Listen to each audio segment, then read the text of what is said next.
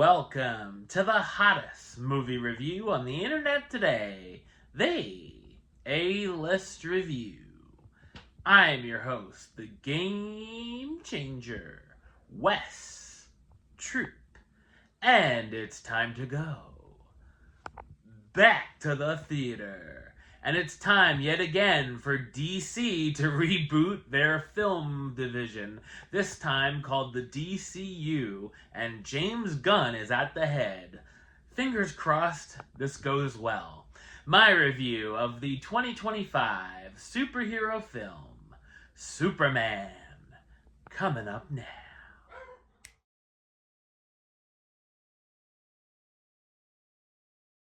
Superman must reconcile his alien Kryptonian heritage with his human upbringing as reporter Clark Kent.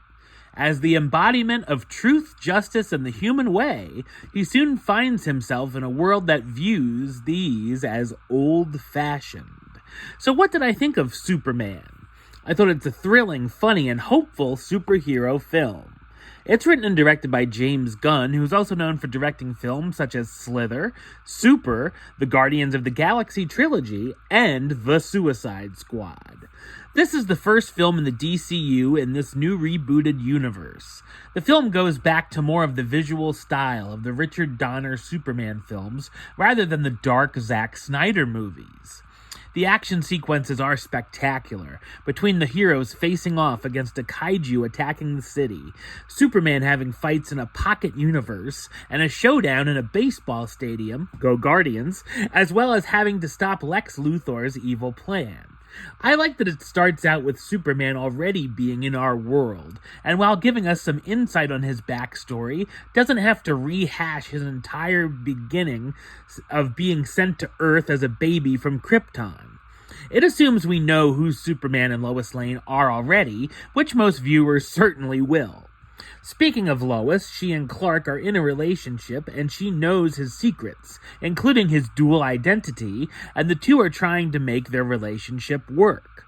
The two have good chemistry, and this Lois and Clark have a nice back and forth with each other, and I would have even liked to have seen them have a little more screen time together. There's a lot going on with the story, including some weird and bizarre choices that are mostly welcome. Things can get messy here and there, but I thought everything ties up pretty well in the end. The story also has elements that can parallel modern politics.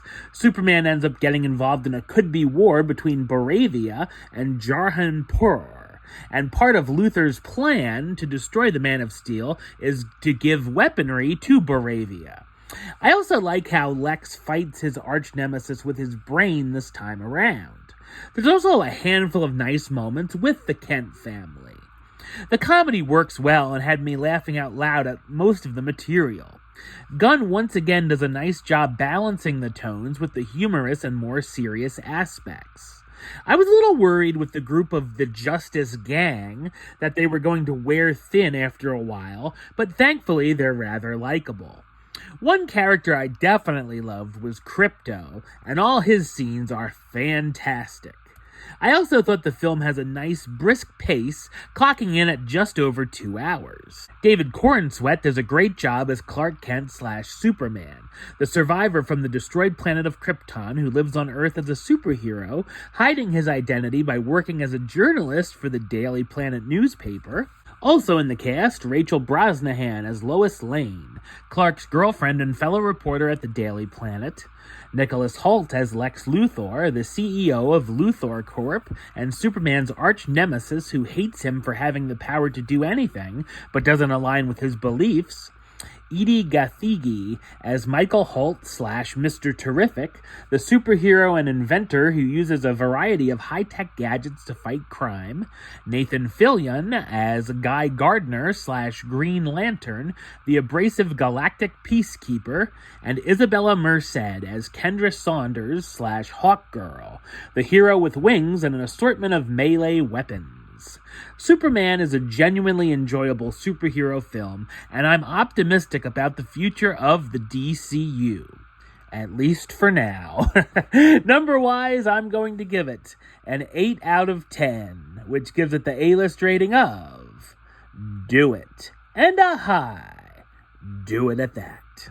Alright, well, that's the show. I'll be back with another review very soon.